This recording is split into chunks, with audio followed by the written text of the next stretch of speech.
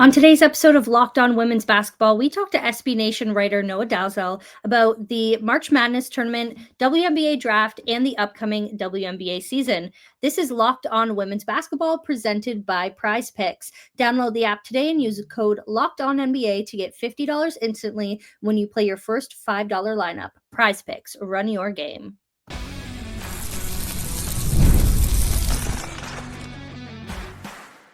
You are Locked On Women's Basketball, your daily podcast on women's basketball. Part of the Locked On Podcast Network, your team every day. Hello, everyone, and welcome to Locked On Women's Basketball. My name is Chelsea Leite, and I am here with Noa Dalzell. She is a writer for SB Nation and also covers the Boston Celtics in the NBA. And we're going to talk about a few things going into the upcoming WNBA season, excuse me, as well as just March Madness and some people to keep an eye on as we head into the WNBA draft and the WNBA season. So let's hop into March Madness just because on Sunday we got the final bracket release of this tournament. So we know who is going to be in each region and we can kind of look ahead a little bit to see who might be going forward into the Sweet 16, the Elite Eight, the Final Four. Of course, with so much parity going on in college basketball right now, it's really interesting to kind of look at these brackets and see who could be coming out and who could, maybe lose a little bit earlier than expected. But it's still a really exciting bracket. And I think that the talent is pretty evenly spread. So let's just dive in. Like, Noa, do you have any teams that you really are thinking could make it all the way? Maybe a sleeper team that you have heard, maybe think of who might be able to make it a little bit farther than the bracket might suggest? Yeah, I'm going to be honest. I'm in Boston, and it's not very often that we get a local team that represents. I'm really excited about Harvard. I know they're now well positioned right now, and it's rare for an Ivy League team to be able to make the kind of push that you really need to get anywhere. But if I had to pick a sleeper team that I'm rooting for and that I kind of have been really impressed by this season, I think Harvard has just been kind of phenomenal and has like real star power. And I just watched their reaction to when they found out they were playing Michigan State, and it was like, I don't know. Sometimes those moments, like I can really run with those initial reactions as far as where a group is confident wise. So I guess that's my sleeper team that I have right now. I'm picking them to have a couple of early upsets. And then as far as just where, the actual kind of contending teams are, like I feel pretty good about UConn, and I don't know, I'm curious your thoughts, but I feel pretty good about them as one of my choices as far as advancing forward. I know they have a tough path, as do like a lot of teams, but that's my and again, you can see my regional bias here from being in New England. But that's my bias, which is completely fine. But yeah, I think UConn, I mean, they got the 2 seed. They are in the region with Southern California, so that could be like an Elite Eight matchup, which it was last year, and UConn came out on top.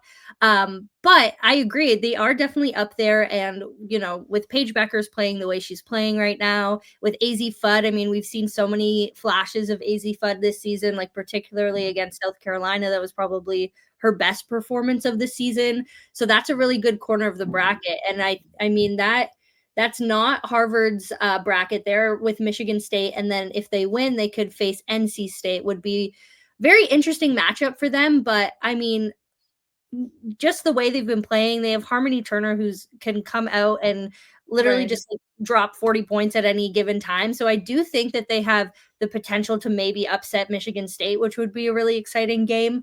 And then we'll see, if they go up against NC State. But yeah, I think like UConn's another one that I keep an eye on as well. I watched them a lot in recent years because Aaliyah Edwards was on the team. So that's like my regional bias. Right.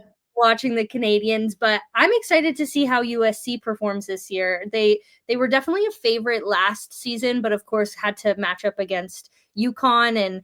And despite UConn having so much injury last year, they were able to win that game. It was a really close game, but I think Juju and, the players who had played last year are really hoping to win that matchup. And they beat UConn back in December, but I think UConn's a little bit of a different team now. So that's definitely going to be interesting. I think like my pick to win, I mean, South Carolina is definitely a team that could make it all the way, and I think has the talent to beat a lot of these teams by quite a lot. So we'll see what happens when they kind of get further into the bracket. But I mean, they also have, they have Duke in their bracket, who just won the ACC tournament. And then on the other side, they could face UCLA, who did beat them. It was the first team to beat them this season, which was a huge deal. So they definitely have a hard, path as well. But I think, like, going back to just like the parity, like there's so much to think about when it comes to these brackets. And I'm curious of your thoughts too, like looking ahead to the WNBA, like with so much parity in college, like what do you think that's going to do to impact the WNBA, say in like 5 years? Yeah, I think it's great because also if you look at the WNBA, I feel like it's been so top heavy where like I did a story before the season about just if you win the number one pick, you like there's like a 70% chance that player is gonna lead your franchise to a title, which is like not at all the case on the NBA side. On the NBA side, right, number one picks are flop all the time, right? Or it's certain they might go somewhere else and win a title, or they might become a role player. Like it's just not like that. And I think it's it's cool that these big time college stars were coming into the WNBA and dominating eventually, right? Sometimes it takes a little while, but I think it's better for the game to have that unpredictable like energy where you don't know which teams are going to win March Madness. Right now, like it's really hard to pick, right? Whereas think about like previous years, there was always like one or two teams that were so much more obvious. Yeah. And then as far as the prospects that are coming out of those schools, like I'd love to see second round picks, third round picks, like really buying, having a better chance. And part of that's going to come with expansion too. So it's like the synergy of the college getting better and then there being new teams is kind of perfect. I think it's like a bummer when you see like really great college players get cut at training camp and that's it. Yeah, exactly. And then, sometimes they end up making it back in future years and then sometimes they don't. But I think like one that you're probably quite familiar with, who was kind of one of those sleeper players, was Dejanay Carrington getting drafted 20th overall in 2021 and then became like a huge player. Started out as a role player for Connecticut and then this past season was a starter. And I mean, now she'll be in Dallas, but it just kind of shows that there's talent throughout the draft. And I think now more than ever, the WNBA draft is becoming relevant because coming up next on Locked On Women's Basketball, Noah and I talk about the WNBA draft and prospects from this college season that could possibly make an impact. When it comes to grocery shopping and meal planning, I've had this ongoing problem. I just don't have the time. Between work, life, and trying to eat healthier, I was constantly feeling stressed out. I'd go to the grocery store, buy things I didn't need, and then end up with no time to actually cook. And sticking to my health goals, that was a struggle too. But everything changed when I discovered Hungryroot. Honestly, it's been a game changer. It's the easiest way to eat healthy without all the stress. With Hungryroot, it's like having a personal shopper and a nutritionist all in one. They take care of my grocery shopping, recommending meals and groceries based on my tastes and health goals, from anti-inflammatory to high protein and gluten-free options. The best part, every meal is ready in 15 minutes or less. I'm talking quick, healthy meals that actually taste great, all delivered straight to my door. It's been a huge time saver and has made eating healthy so much simpler. You're going to love Hungryroot as much as I do. For a limited time, get 40% off your first box and a free item in every box for life. Just go to hungryroot.com/LockedOnNBA and use code LockedOnNBA. That's hungryroot.com/LockedOnNBA, code LockedOnNBA to get 40% off your first box and a free item of your choice for life. hungryroot.com/LockedOnNBA, code LockedOnNBA. Don't miss out. Ever check your bank account and wonder, where did all my money go? Between dining out, online shopping, and entertainment, it's easy to lose track. That's where Monarch Money comes in, your personal CFO, giving you full visibility and control over your finances. Monarch Money isn't just a budgeting app. It's a complete financial command center. You can track all your accounts, investments, and spending all in one place. So you stop just managing your money and start building your wealth.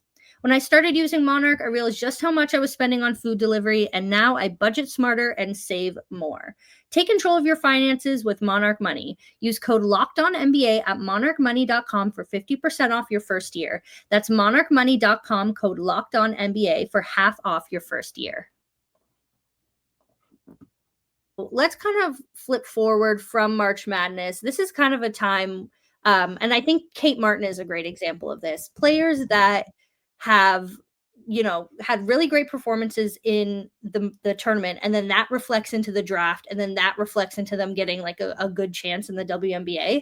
So let's talk a little bit about the draft. So very, very top heavy draft this year. The Dallas Wings get the first overall pick.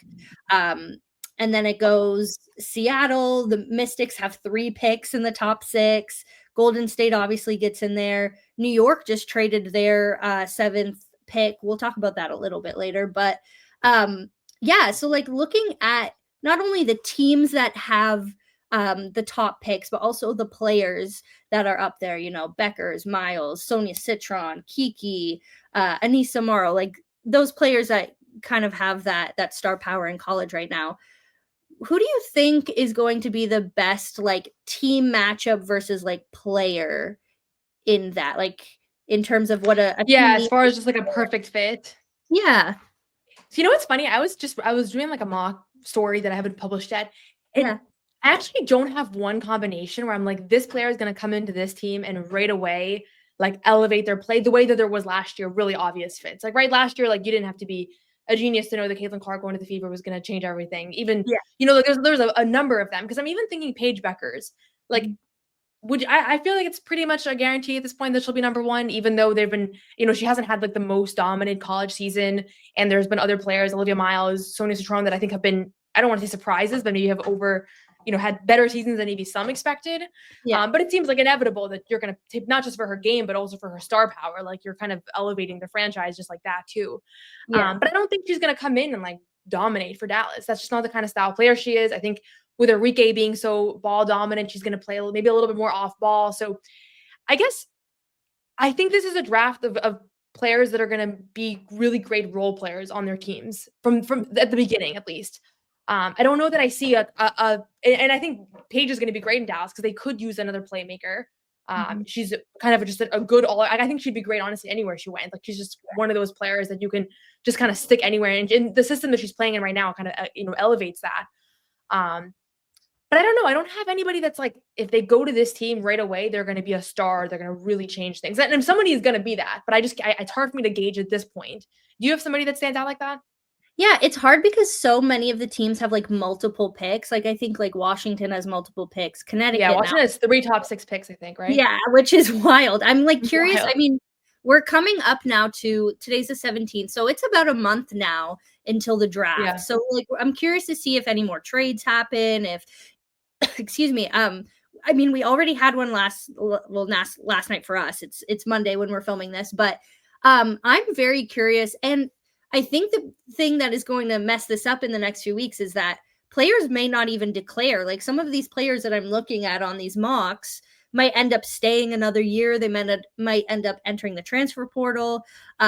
So it's interesting to think about who not even just like be applicable. But I think the thing that's funny when you think about a draft as well is that it's always like best available versus team need.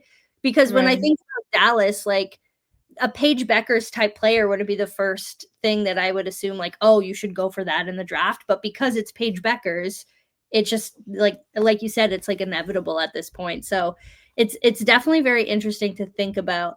In terms of like players that you think might be like a steal, do you have any that might go like say second or beyond that you think might have a chance to like make an impact on a team? Say like Kate Martin again is the like example. I mean, I don't know if AZ is a good example because if she does declare for the draft, she probably will be a first round pick. But I think she's somebody that just because of her history with like knee injuries and she hasn't been able to string together the kind of college career that other prospects have, when she's at her best, and we've seen it sometimes this season, like she's elite. And I think the fact, her shot making is going to translate right away to the next level. And so I wouldn't be surprised if she can stay healthy, which like I'm always going to assume that she can, because it's not like she has some degenerative thing. Like she's had a lot of bad luck too. And she's been healthy this year, and I'm just going to hope, and just put that energy out there. But if she can stay healthy and be on a WNBA team next year, I have a feeling she's going to end up being one of the most like ready prospects, and people are going to be kind of like, oh, maybe she should have been higher up. I've seen her on mocks at like 7 or 6 or 8. So maybe she will end up being in that range anyways, but I could see her sliding just because of the injury risk. And one thing I have in mind is like, if she could go to Connecticut, that would be huge, because that franchise needs a little bit of like something to celebrate right now with just how they lost all their starters, and obviously a lot of UConn fans over there. So That's like the one that I have my eye on, is like maybe her for number 8. And the one other thing I was going to say, just as far as picking best available versus picking what fits, I would just pick best available right now because of how much roster turnover is expected next summer. Like if we were in a normal time, but like who knows who's going to be on any of these teams next year, I would just pick the best young talent, because then you're locking them down for cheap. You don't know what the CBA is going to look like next year. And you have no idea what your teams are going to be made up of. So if you pass somebody up for like a now fit, I think most people are going to regret that. Yeah, that's such a true point. Like thinking about the CBA expiring, so many people are becoming free agents in 2026. There's 2 more teams being added next year to the WNBA as opposed to the 1 from this year. And so that means the expansion draft is going to take double the amount of players from these teams as well. So yeah, that's such a good point of taking best available as opposed to trying to, just like make fit for the teams. But I also think it's interesting too, because if you draft a player, a lot of times if you don't end up signing them, or if they're international and they don't come over, you still retain their rights for next year. So like there's so many players that could come from international that might not even play this year, but when teams have more spots next year, they might either be taken in the expansion draft or they end up getting signed to the team they were originally drafted to. So it's a little interesting to think about those too, because obviously the international game is so big right now that, some of these players could end up making an impact in like 2 or 3 years. And we've seen that with like Leonie Fibish. We've seen that with a few of these international players that have come down. So I think that is definitely going to be a factor. And it makes me think about Golden State, how they've really kind of honed in on that, like taking a few international players and bringing them this season. I mean, if I were to pick anybody that might be kind of like a sleeper pick, I'm going to go with Georgia Amore, because I think, last season she had a really big, like, again, like tournament boost. She broke the record for like most threes in a tournament. And I'm curious to see how Kentucky does in this March Madness, but I do think she's someone that, going to Kentucky was mostly because of her coach going there. But Kentucky's a very, like, in the SEC is a very, like, post-dominated physical conference. So I don't think as a guard, her play was as like apparent as it was in the ACC. And so I'm curious to see where she ends up in the WNBA, but like also how she can grow and continue to become like a better guard in a situation where, she'll get more of that practice and more of that time. So yeah, she's definitely like a very talented shooter. And I know that she can defend and play make. So I think she's an interesting prospect. And the mock that I'm looking at right now has her at 10. She could go up or down. So I think it just depends on who ends up like being able to get her, who thinks she's best available. But yeah, it's definitely an interesting time to be thinking about draft stuff. None of these are locked in. There's trades that could still happen. There's people who could declare or not declare any of that. So I was going to say for Seattle's one that I've been thinking, like, just trade that pick and get somebody like on the timeline of NECA and Skylar, and like they have a veteran group. I want them to be a win now team. And I feel like it's just, there isn't a player at number 2 that I think is going to be better for a win now situation than something else. Granted, on the flip side, like we know because of the CBA and everything, like maybe you want to make that long-term investment, but I would love somebody else to get that number 2 pick and for them to add like another star in some capacity. That's like, as a neutral person, I would love to see that scenario. But I also think you're absolutely right with the international players piece, that the WNBA feels like it's just beginning to realize like how many great international players there are. And like a Leonie Fibish, who ended up being one of the more valuable players in the finals, who people were kind of sleeping on, like her picks, her status was kind of like dormant. She was saying nobody had reached out to her after she was drafted. Like, it's kind of crazy, some of these stories that come out. I think we're going to see some really high impact players come from overseas that are going to maybe surprise people more so than some of the names that we're monitoring in college right now. Of course, yeah. And there's a few, like the number 4 projected pick right now is Dominique Malonga, and she's like a center. She's 6'6" and coming from Europe. So like that's a huge one that could get nabbed by one of these teams. And yeah, I definitely agree with the Seattle thing, because they have Skylar, they have NECA, they have Gabby Williams, they have like most of a core to be able to be successful and go far as a contender. And getting like, say, an Olivia Miles, for example, is great for your long-term investment. And Seattle's always been a franchise that has developed their guards really well. But I do agree that like trading that number 2 pick, especially this year, with all of the factors we've been talking about, to even like I don't know, like a Golden State or a, Connecticut, or one of these players or one of these teams that could really use that young long-term investment, I think would be interesting. But I think it's also like the prices for these players are just going up too. Like yeah. Anyway, we'll talk about this a little bit more. Coming up next on Locked On Women's Basketball, Noah and I talk about the recent WNBA trades and how we think it will impact the upcoming season. Stay tuned. This is Locked On Women's Basketball. Basketball season is heating up, and there's no better way to get in on the action than with Prizepicks, the best place for daily fantasy sports. With Prizepicks, you just pick more or less on at least 2 player projections for a shot to win up to 1,000 times your cash. It's easy to use, available in over 30 states, and lets you mix and match projections across different sports.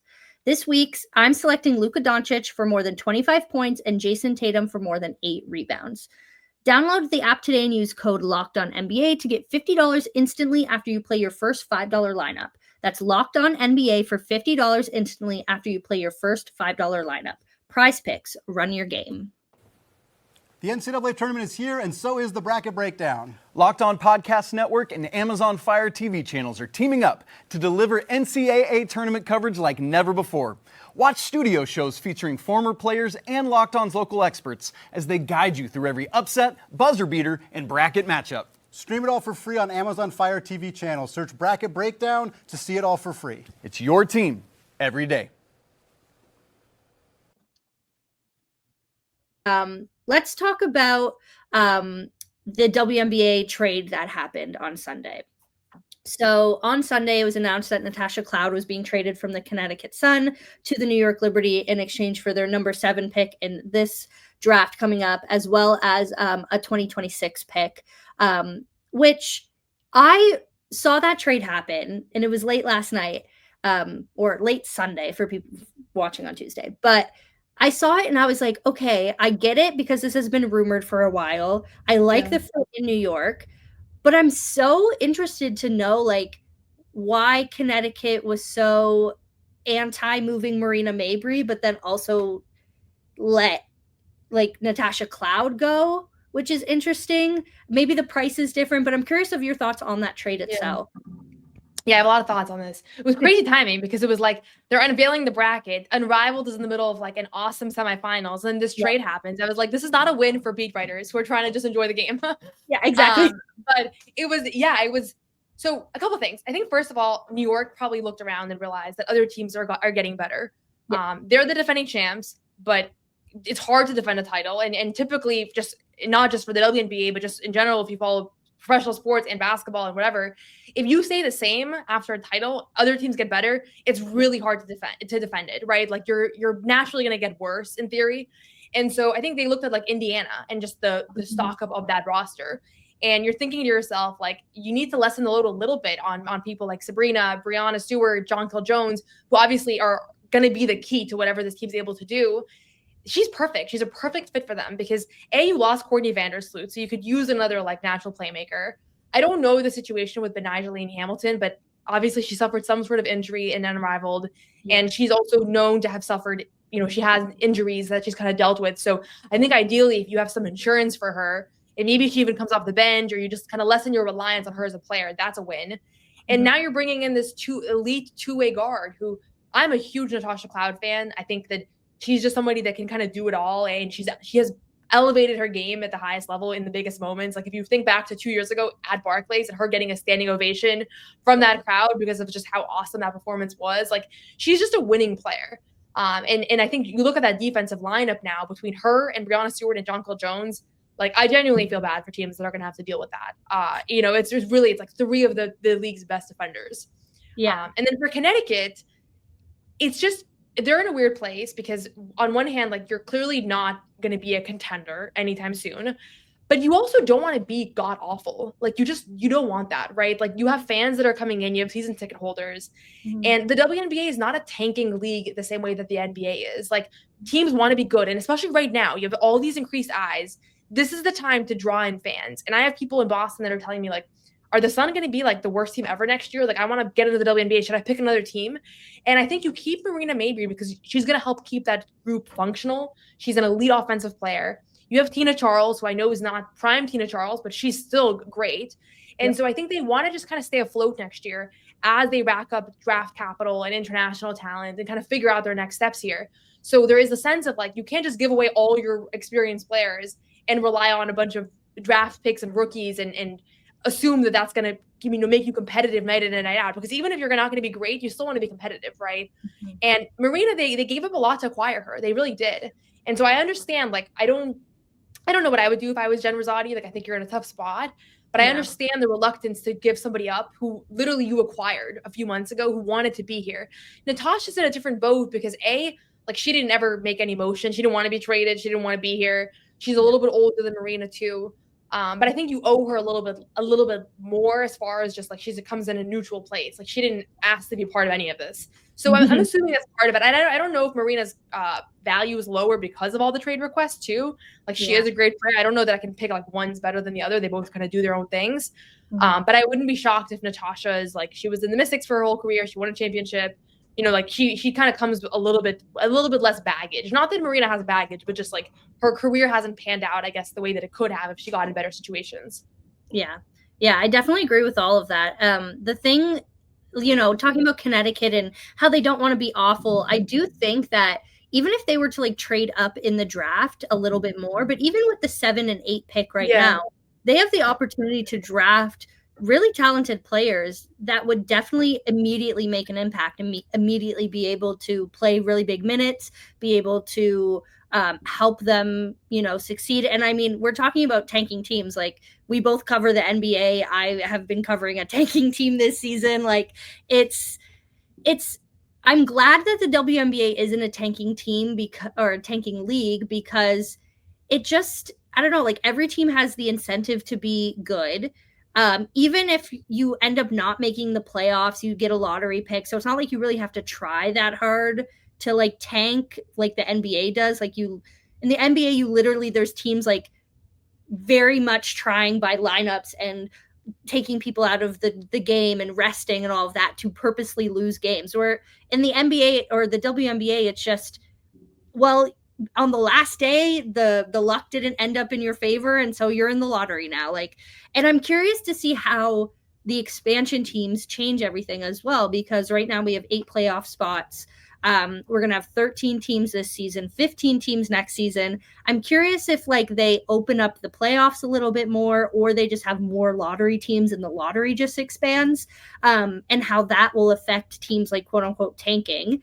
But I do think Connecticut's in a great situation where they can get some long-term investment, develop players quite quickly, and have like a decent season where, again, you have a Marina and a Tina Charles, and you're getting a lot of that veteran presence, but you're also developing your young core. And it's definitely interesting to see how Connecticut has just like fallen. And I'm curious with your perspective on how you think that the facilities conversation has affected how Connecticut's offseason has gone, because that's like a huge talking point with these teams. So do you think like that was a factor in Connecticut's kind of like fall?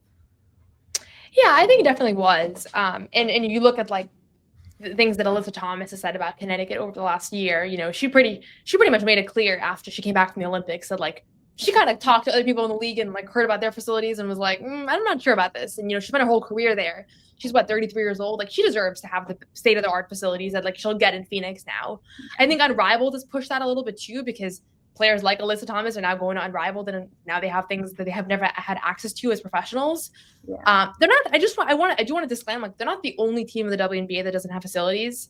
I think they sometimes they're almost like the poster children for not having a practice facility. And there's been a couple of viral moments, like during the playoffs last year when their practice was happening and there was a birthday party for a 2-year-old happening on the court at the same time. Like, and they were playing the Fever. Like, there's so many eyes on that. And so they've had some very public slip ups.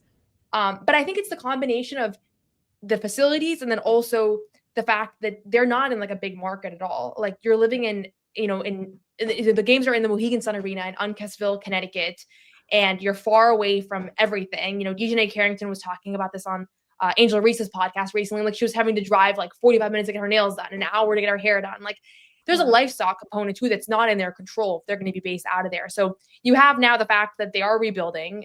Someone like Natasha Cloud, she wants to contend for championships. So regardless of the amenities, like that's not a good fit. And then the practice facilities and then the market, like you're not going to have the same marketing opportunities for yourself as an athlete. But then also just like lifestyle convenience, right? If you go to Dallas, they don't have the best facilities, but you're still in a major city, right? So there's like that trade-off as well. So I think it was a confluence of factors. But they're going to, figure out a way to become relevant, I think pretty sooner rather than later. Cause that is the culture there. As much as they've kind of been the eyesore from that, like the facility standpoint, like they're always in the mix. Right. And like they've had a sustained culture of winning that is kind of hard to deny. Oh, for sure. Yeah. Even in the past, like 5 years, they've made it to the finals, the semifinals. Like there hasn't been very many years where the Connecticut Sun weren't in the top conversation. And I'm curious, as someone who like works in the Boston market and you're kind of around this, there's kind of sometimes a discourse of like, will the Sun move to Boston? What's your take on that? So my very biased take is that I would love for the Sun to move to Boston because I live in Boston and it would make my life so much more convenient. And I think the city would absolutely embrace a team here. Celtics fans ask me all the time, like, why don't we get a WNBA team? Like, I want a WNBA team. And I don't think the Connecticut has been like a fit for everybody because of the distance, because of the fact that it's a part of the state that isn't like all Celtics fans, like it's some New York fans too. So it's just like not perfectly aligned. I talked to Michael Carter-Williams for a story who is involved in a bid for a WNBA team in Boston. And like, they really want to make it happen, but I'm also very aware of the landscape and how many teams are in the mix right now. So just wanting to have a team doesn't mean you're going to get one. I think if they are going to get a team, it would have to be instead of Connecticut. I don't see a world where like both can exist, just considering the proximity, they have the same media market. So until the tribe, like that, the Mohegan tribe that owns the Sun expresses any desire to sell their franchise, I'm used to trade season. Yeah. I don't think it's going to happen. And right now they haven't said anything, but at the same time, if a huge offer comes along, like maybe that shifts, but I haven't heard anything like actual sourced on that. But I do think Boston just like would thrive with a WNBA team. Like they just such a sports city. There's few that can compare to it. Yeah, for sure. Well, that's all for today. Thank you so much, Noah, for coming on. It was so nice chatting with you and chatting hoops. I mean, obviously you're one of the best writers in the field. So it's always nice. Thank you. Thanks so much for having me. Yeah, of course. And let people know where they can find your work. Yeah, you can find me on Twitter/X at Noa Dalzell. My WNBA coverage is on SBNation.com. We have a women's sports vertical called Breakaway, so you can check out all of my coverage there. Perfect. And thank you so much. Thank you for watching Locked On Women's Basketball. We'll be back tomorrow.